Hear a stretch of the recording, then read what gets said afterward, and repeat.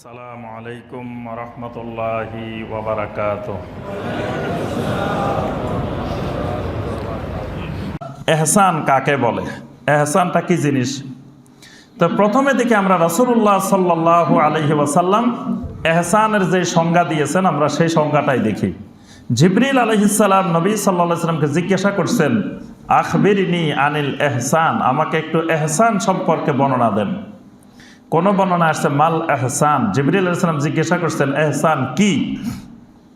নবী সাল্লাল্লাহু আলাইহি ওয়াসাল্লাম এহসানের উত্তরটা দিয়েছেন, আনতা আবুদাল্লাহা কাআন্নাকা তারা ফা ইল্লাম তাকুন তারাহু ফা ইন্নাহু ইয়ারাক। আনতা আবুদাল্লাহ, তুমি আল্লাহ রাব্বুল আলামিনের ইবাদতটা করবে এমন ভাবে কাআন্নাকা তারাহু, যেন তুমি আল্লাহ রাব্বুল আলামিনকে দেখতেছ। সুবহানাল্লাহ। ইহসান হলো তুমি আল্লাহর ইবাদত এমন ভাবে করবা যেন তুমি আল্লাহ রাব্বুল আলামিনকে দেখতেছ, দেখতে পাচ্ছ, তোমার সামনে আল্লাহ রাব্বুল আলামিন, তুমি আল্লাহর সামনে ইবাদত করতেছ, আল্লাহকে যেন তুমি দেখতেছ। ফা ইল্লাম তাকুন তারাহু, যদি তুমি মনে করো না আমি আমার আল্লাহকে তো দেখতেছি না, আল্লাহকে দেখা তো সম্ভব না, তো তোমার অন্তরের ভিতরে এই ইয়াকিন, এই আকীদা বদ্ধমূল হইতে হবে, ফা ইন্নাহু ইয়ারাক, আমার আল্লাহ আমাকে দেখতেছেন। সুবহানাল্লাহ। আমি যদিও আমার আল্লাহকে দেখতেছি না, কিন্তু আমার আল্লাহ রাব্বুল আলামিন আমাকে দেখতেছেন। এই ধারণাটা অন্তরের মধ্যে শক্ত হয়ে বদ্ধমূল হয়ে বসে যাওয়ার নাম হইল ইহসান। তাহলে এখানে কয়েকটা জিনিস লক্ষণীয়। প্রথম কথা হলো ইহসান হইতে হলে আনতা আবুদাল্লাহ, এই লোক ইবাদত করতে হবে একমাত্র আল্লাহর, ইবাদত করতে হবে একমাত্র আল্লাহর। যেই লোক ইবাদত করে না সেই লোকের ভিতরে ইহসান নাই। যে লোক ইবাদতে করে না, সালাতে পড়ে না, তো সেই লোকের ভিতরে ইহসান থাকা জীবনেও সম্ভব, কারণ সে আল্লাহর গোলামিও করে না। গতকাল এক জায়গায় মাহফিলে গেছি, কুমিল্লার নাঙ্গলকোট। তো প্রশ্ন দিছে যে ফরজ সালাতের পরে মোনাজাত করা যাবে কিনা, এই প্রশ্ন। তা আমি বললাম যে তো মোনাজাত, আগে মোনাজাত বুঝতে হবে, করা যাবে না যাবে তো পরে, আগে তো মোনাজাতটা কি? মোনাজাত মানে দুইজনে গোপনে গোপনে সলা পরামর্শ করা, কথাবার্তা বলা। দুইজনে কথা বলতে গেছে, সবাই শুনি গেছে, তখন এটা আর মোনাজাত থাকে না। তখন কি এটা মোনাজাত থাকে না, তখন তো এটা সবাই শুনিয়ে গেছে, এটা আর গোপন থাকলো কেমনে? তাহলে মোনাজাত হবে আল্লাহ এবং বান্দার মধ্যে গোপনে গোপনে, যেটা কেউ শুনবে না, কেউ জানবে না, বরং আল্লাহ সুবহানাহু ওয়া তাআলা এবং তার ভিতরে কথাবার্তা চলতে থাকবে। টেলিফোনের মোবাইলের লাইন দেওয়া আছে, এই দিক থেকে বান্দা বলতেছে, ওই দিক থেকে আল্লাহ রাব্বুল আলামিন বলতেছে। সুবহানাল্লাহ। এটার নাম মুনাজাত।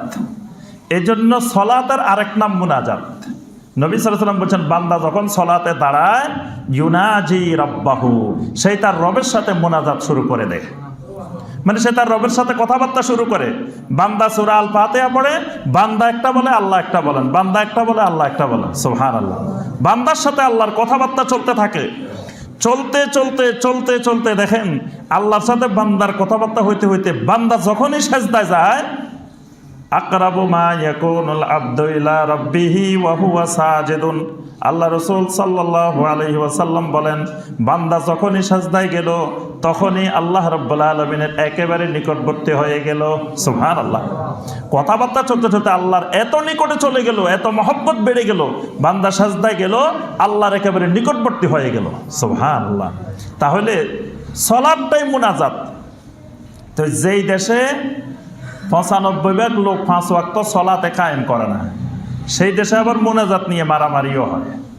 যেই লোক বেনামাজি সে তো জীবনেও মুনাজাত করে নাই, কি যে বেনামাজি সে তো মুনাজাতে করে না, সে সালাতে আদায় করে না, সালাতে তো মুনাজাত, তার মুনাজাতের খবর নাই, সালাতের খবর নাই। কিন্তু ওই লোকগুলাই আবার মসজিদে শুক্রবারে আসে, ফরজ সালাতের পরে ইমাম সাহেব সবাইকে নিয়ে দোয়া করে নাই। সবচেয়ে খেপা হইলো ওই মানুষগুলা। দেখবেন যেগুলা নিয়মিত নামাজি এগুলা এত খেপা না, যেগুলো আসছে সপ্তাহে একদিন 35 বারে একবার হাজিরা দিছে, এই মানুষগুলোই বেশি খেপা যে হ্যাঁ ইমাম সাহেব আমাদের সবাইকে নিয়ে দোয়া করলো না কেন, মোনাজাত করলো না কেন।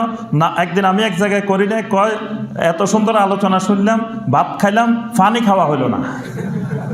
কেমন অবস্থা দেখেন, যে মনে হইতেছে ভাত খাইছি পানি খাই নেই, যে নামাজটা পড়লাম এত সুন্দর করি, এখন শেষে দিয়ে একটু সম্মিলিতভাবে সবাইরে নিয়ে একটু কান্নাকাটি করবো, দোয়া করবো, সেটাও করে নাই।